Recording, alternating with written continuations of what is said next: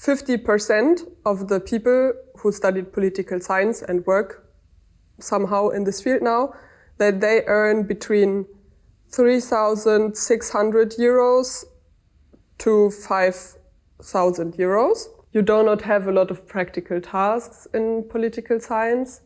So if you want to do something like really work with your hands and see at the end of the day what you did, then you should do something else.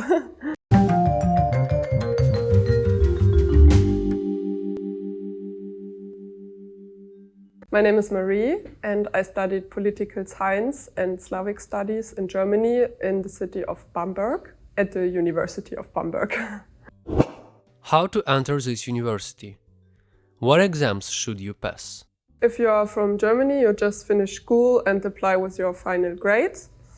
But if you are from a foreign country, not member of the European Union, then you have to prove that your final grades are equal to German final grades. And I think you also have to prove that you speak German on a medium or higher level. It's free, but you have to pay like some money for the administrative stuff and for the ticket for the public transport in the city. And I think it's like 100 euro for 6 months. Do you like this specialty? Why did you choose it? I like this specialty. I chose it because I was always interested in politics and I wanted to learn more about like the background and the theory behind. So I like it. I made it by myself. Before I wanted to study politics, I thought about studying design.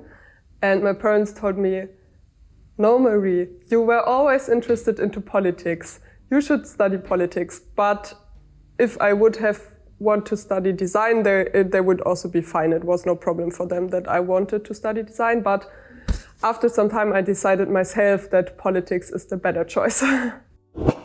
What do you study? What's more, theoretical or practical lessons? So we have like some introductory courses to politics in Germany and analysis of specific political fields, like for example, I don't know, environmental politics or economic fields.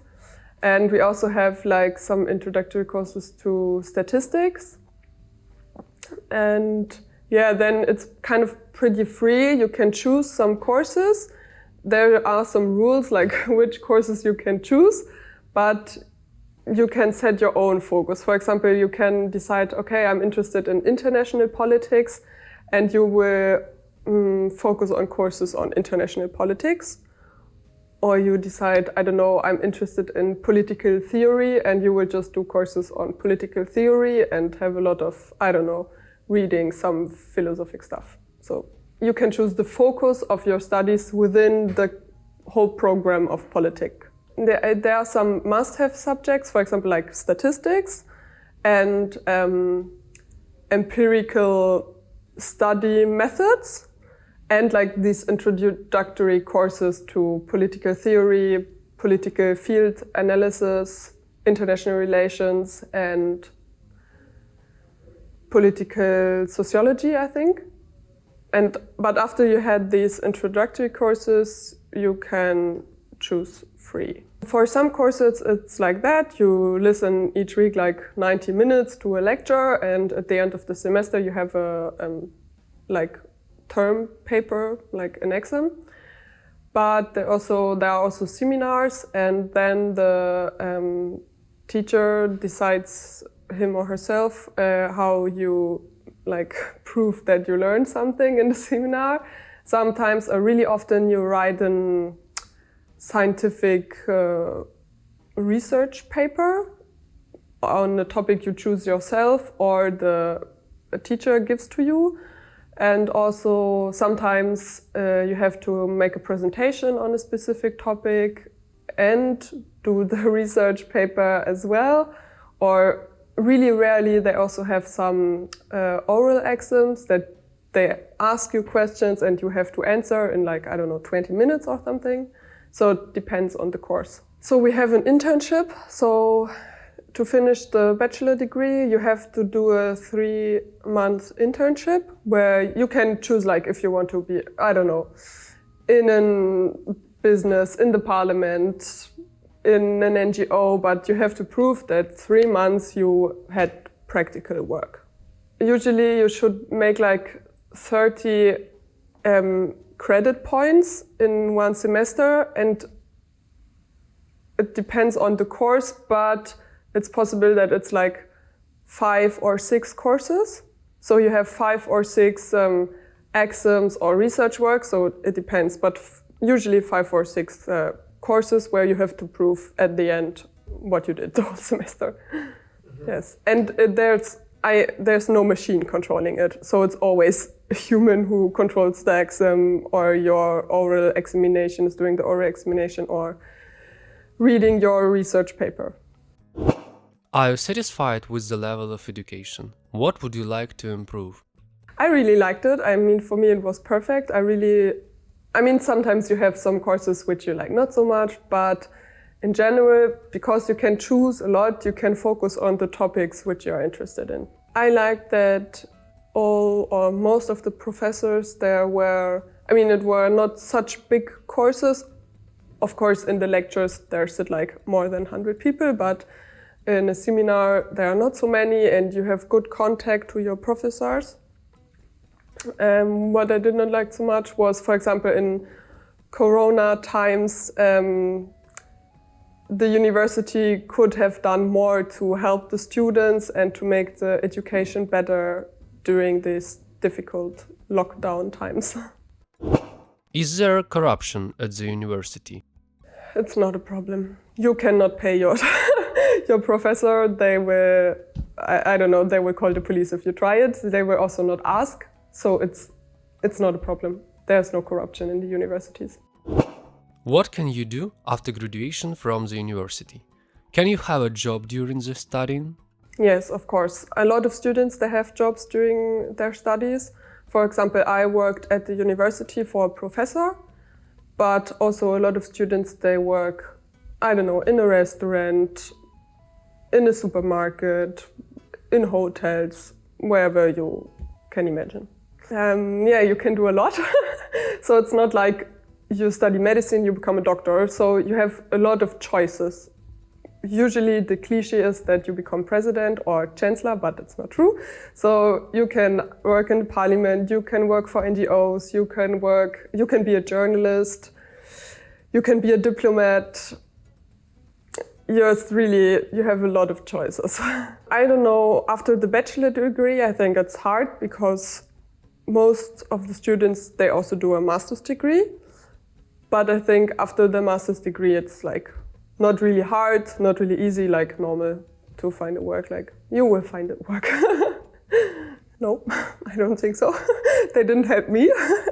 So if there are some jobs at the university, usually they publish it on their website. For example, if they look for a student research assistant or something like that, then it's published on the website and you can apply to that job. But they will not help you to find a job after you finished your degree. So it's your own task. How much do the specialists earn? It's also really different because there are so many possibilities. Usually they have like, I don't know how much it is. It's like you will not earn as much as a manager of a big company, but it's a good salary, you can live from that. So I checked a website. I don't know how reliable it is, but this website says that 50% of the people who studied political science and work somehow in this field now, that they earn between 3,600 euros to 5,000 euros. Some earn a bit less, but also some earn more, but 50% are like in these between 3,600 and 5,000.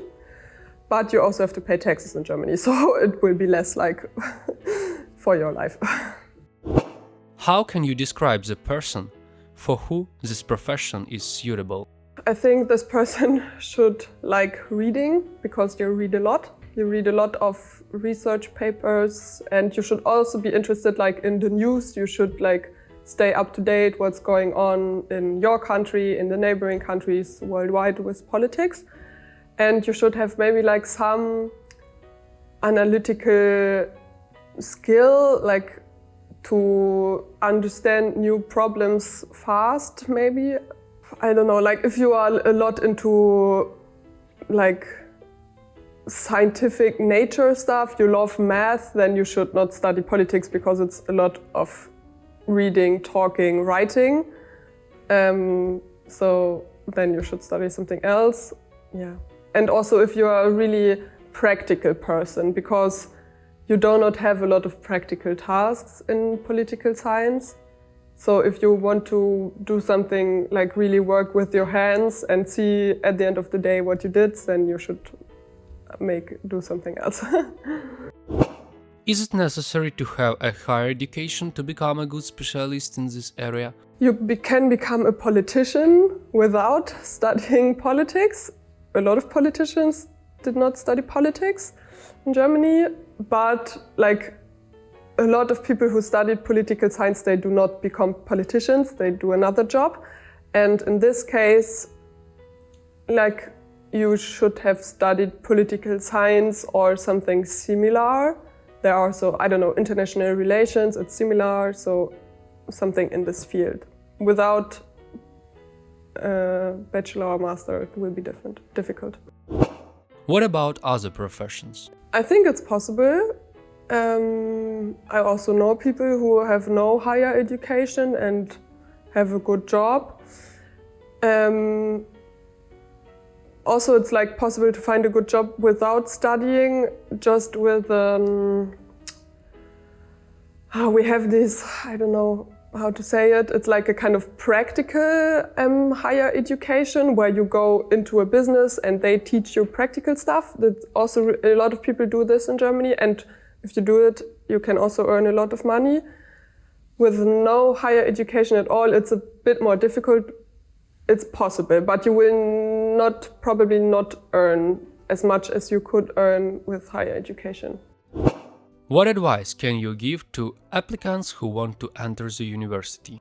Bamberg is a really nice city, so in general I think you should concentrate on your studies, but not forget that you are a young person and can enjoy life and, I don't know, go to nice restaurants, bars and enjoy the nature. So I think you should enjoy the place where you live as well and not just study and focus only on your next exams. Why are you in Ukraine now? I'm from like Berlin originally, but I studied in Bamberg, this smaller city.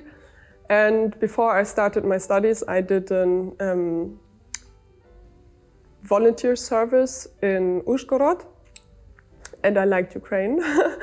And that's why I decided to come back to Ukraine after my studies for my internship.